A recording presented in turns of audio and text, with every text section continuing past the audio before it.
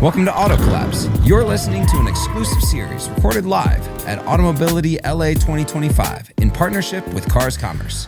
All right, out here at Automobility LA at the LA Auto Show, and I'm hanging out with a new friend that I've just met, Luis Brizuela, and he's the director of the Americas of JATO. First of all, we've got an acronym there, so you're going to need to give us the acronym, and then tell us a little bit about what JATO is after and how you're serving the automotive industry. Thank you, Kyle. It's a pleasure being over here. You guys rock it all the way. I've been listening to you for quite a while, so very happy to be over here. Thanks for hosting us. Yeah, our pleasure.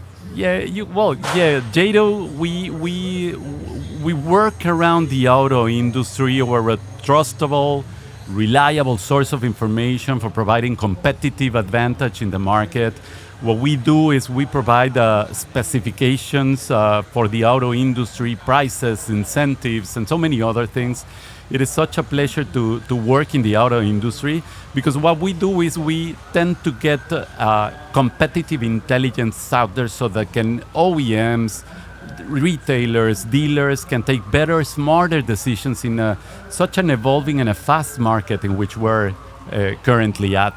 Yeah, I mean, at this point, there's no shortage of information to try and pay attention to, from electrification to AI to the changes in vehicle software and the updates that are coming so regularly because vehicles are becoming big pieces of software that run around, right? Can you talk a little bit about, let's start with electrification and some of the things that you're seeing that are broader trends across the industry right now when it comes to electric vehicles and battery? Yeah, well, there's a lot going on, and starting from materials with which batteries are being built. There's a plethora right now of new materials that OEMs are trying to find out how to use in a more efficient, in a better way, so that it could also turn out to be cost effective. Yeah. There's also other things like, for example, charging on the go. Oh, we've started to see these roads come up, right? Where you've got charging underneath of them. It's incredible. That's right. Of course, that's also driving performance. That's also driving efficiency in the vehicles.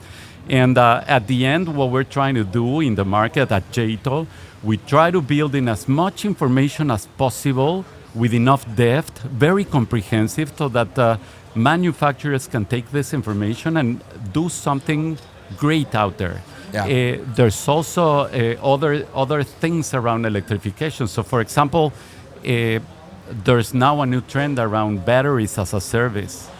So swapping batteries. Yep. Instead of waiting up for the amount of time it takes to charge them from 0 to 80% of a battery, now you just go to a station in which the battery is changed. So that is something that we're going to be seeing We're soon. seeing that a lot in the Chinese market. Are you seeing that in other markets starting to take hold or starting to become, startups starting to think about that? There's lots of learnings out there. And the markets in which I have been working around for the past few years have been teaching us on what are the Chinese makes doing. Yeah. So we need to watch it very closely. Just to give you an example, in Europe, penetration of Chinese makes doesn't get even further down 10%.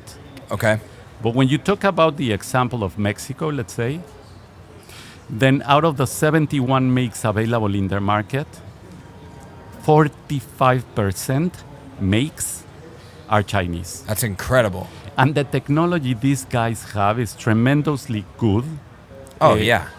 They're durable cars, they're reliable vehicles, so we should be taking care of that, and we should be focusing on understanding what they're doing and try to find out what's the model that will best work for other markets. So yeah, the Chinese experience is really good. Yeah. We need to understand it at large, and we need to see how is it going to evolve in other markets. How are you seeing, there's been a lot of research done around the R&D cycle of the Chinese market. And when you're thinking about like vehicle specifications and the ability to manufacture in a competitive market, the American-made manufacturers are seeing these 3 to 4 year R&D cycles, whereas the Chinese R&D cycle is anywhere between 12 and 18 months. What details are you leaning into right now that are giving access to manufacturers that maybe don't understand how to R&D and turn into productization that quick? That's right. The ability to do that so they can stay competitive. Yeah.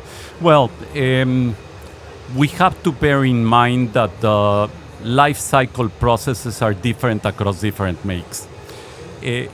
But without information, the possibility of doing something and allowing the market to understand these things is critical.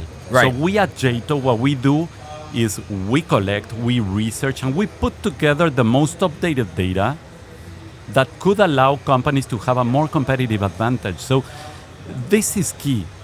If we don't do this type of extensive and with well enough depth of the data that we put together, then we're losing the opportunity of helping the market grow. Yeah. So we believe that this is something that's going to change the way research and development markets work along. Because nowadays, product planning is the one that develops more or less the vehicles that are going to be sold outside. Right. But R&D has to go way back in the line of production or in the pipeline in order to develop those things. So we should keep close contact with them, and we should be working along with the whole R&D departments in order to do that. Absolutely.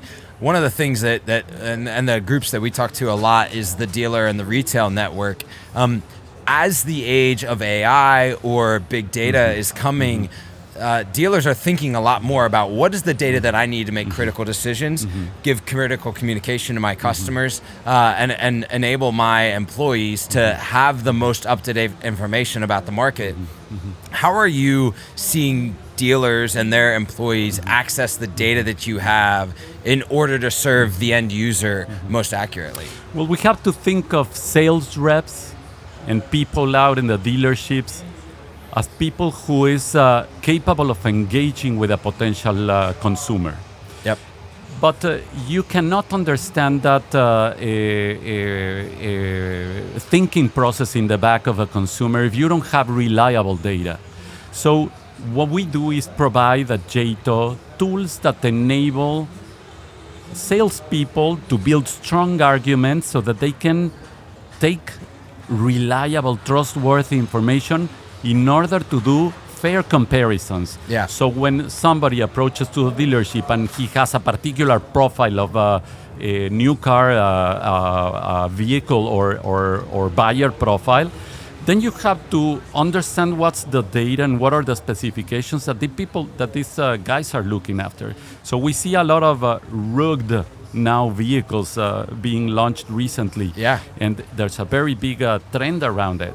But we should try to understand what's inside of and what's making the big difference, so that at the retail level, JATO is capable of providing those insights to engage stronger conversations and build stronger arguments so that they can take a better decision and a smarter decision. So that's what we do, basically. That's amazing. You know, I love whenever we get kind of like the root level data that allows the experience to live on top of it, whether it be at the manufacturer or the retail level. So thanks for sharing with us a bit more about what JATO does and how you're seeing the market move and the trends, and also how you serve the entire auto industry. Luis, thanks for joining us today. Thank you so much. Thank you so much. It's a pleasure. Yeah. Thank you for listening to this LA Auto Show session brought to you by Cars Commerce. At More Than Cars, we are obsessed with uniting people around one big idea: to make retail auto an industry that people fight to join. If that resonates with you, head over to morethancars.com to check out our daily email and explore our full list of podcasts.